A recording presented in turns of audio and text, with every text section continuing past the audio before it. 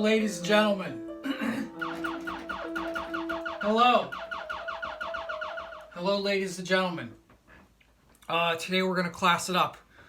We're about class, taste, and refinement here. And today, I want to talk to you about Pride and Prejudice. Jane Austen's Pride and Prejudice. That's right, the classic tale of a bunch of dames doing stuff in Victorian times. Now, I'm actually not finished with this book yet. This is not a review of the book. I am on page 92, but I feel like there's some things that I want to talk about, and a lot of my opinions I feel like are not going to change by the end of the book. Certain stylistic considerations and just my entire attitude towards the experience, I don't think it's going to change much by the end of it.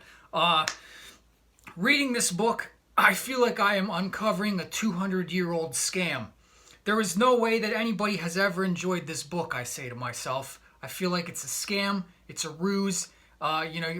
Much like today, everything is just like, there's a lot of things that you're sort of gaslighted into just like agreeing with and believing. This feels like a 200-year-old just exercise in gaslighting you. Oh yeah, Jane Austen, it's so good. Pride and Prejudice is so good. Why wouldn't you read that? Why wouldn't you teach kids this in school? I find myself wanting to throw the book across the room. I almost gave up reading it, but I have something in me that no matter how unenjoyable a reading experience is, I don't like to quit the book. I can count the books that I've quit like on one hand, and one of them I forgot it at swimming class, and I never did get to finish Stephen King and Peter Straub's The Talisman because I lost it in swimming class. Anyway, Jane Austen, Pride and Prejudice.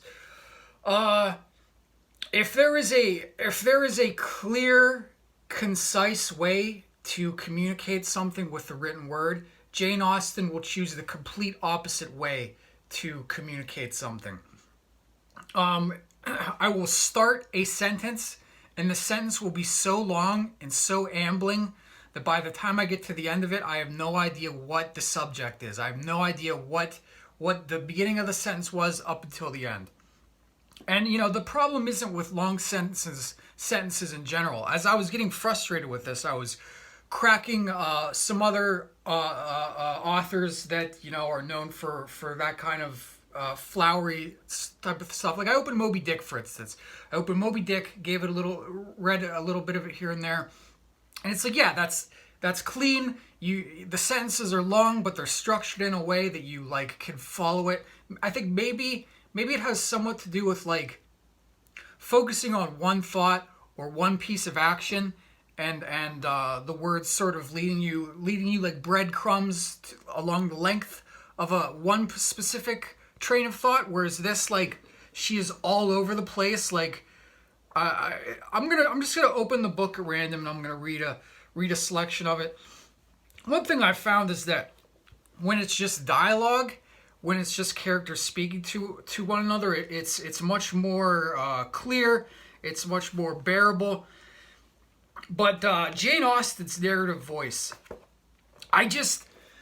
what I mean by like it feels like a scam. Like I can't believe that anybody at any point in history, at any point in time, found this to be the best way of communicating.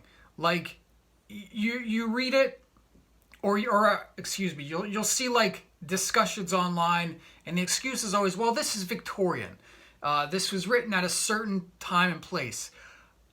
I feel like even then, this can't have been considered a good, enjoyable literature. I don't know. It just feels like a bunch of Victorian people just gaslighting each other into thinking like there's so much extraneous language. Not extraneous. What's the word I'm looking for? That might be the word I'm looking for. I'm obviously not much better of a communicator as Jane Austen, but like there's so many unnecessary words. There's so many just like clutter. Just so much verbal clutter that I don't know. Anyway, I'm just gonna read some of it. This could be This could be, I'm just going at random. It might be representative of what I'm talking about. It might be not, and I just fall on my face. But in any case, Elizabeth soon perceived that though this great lady was not in the commission of the peace of the country, she was a most active magistrate in her own parish, the minutest concerns of which were carried to her by Mr. Collins, and whenever any of the cottagers were disposed to be quarrelsome, discontented, or too poor, she sallied forth into the village to settle their differences, silence their complaints, and scold them into harmony and plenty. Now, I don't know if that was illustrative of anything. It's obviously hard to pay attention to someone who's scream reading at you, but it's just the chore. It's just the chore. The whole part of it is like the subject matter is not enough to keep me engaged. Like I've read books that have been difficult in places, but I was engaged enough in what was going on to sort of power through it. Where this is just a bunch of people chit-chatting about, a bunch of ladies chit-chatting, a bunch of guys chit-chatting. Here's another thing. Again, if I feel like if you're striving for anything when you're writing something, you want to aim for clarity.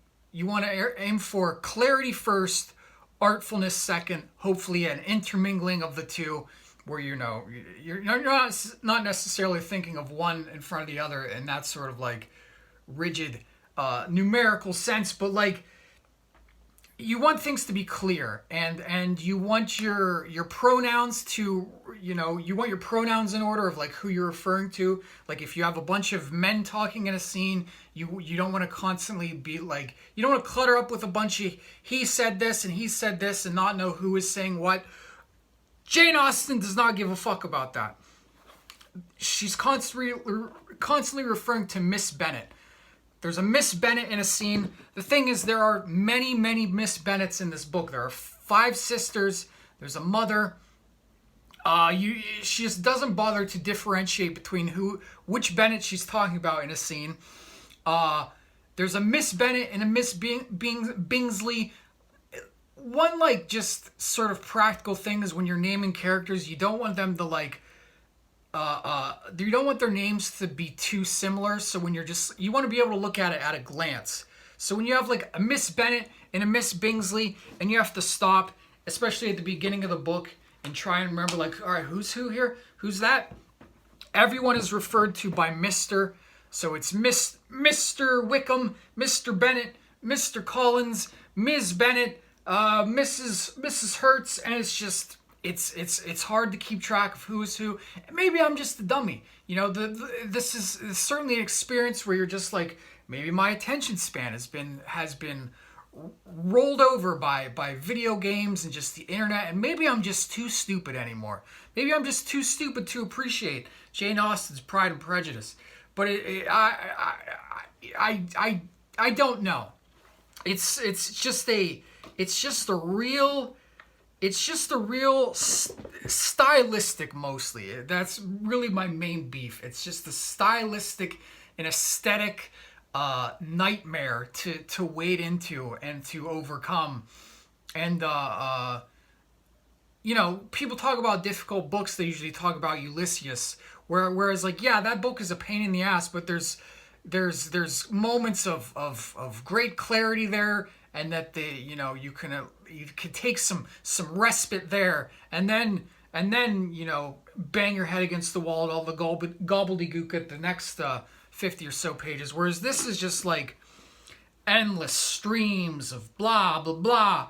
Anyway, Jane Austen's Pride and Prejudice. I'm gonna keep at it, keep reading. I don't know how were there ever movies about this? How did anybody find that this story had enough to capture an audience? Like how does this have any sort of cachet where people would want to adapt it or reference it, or it just feels like a scam, like a ruse. Okay, bye.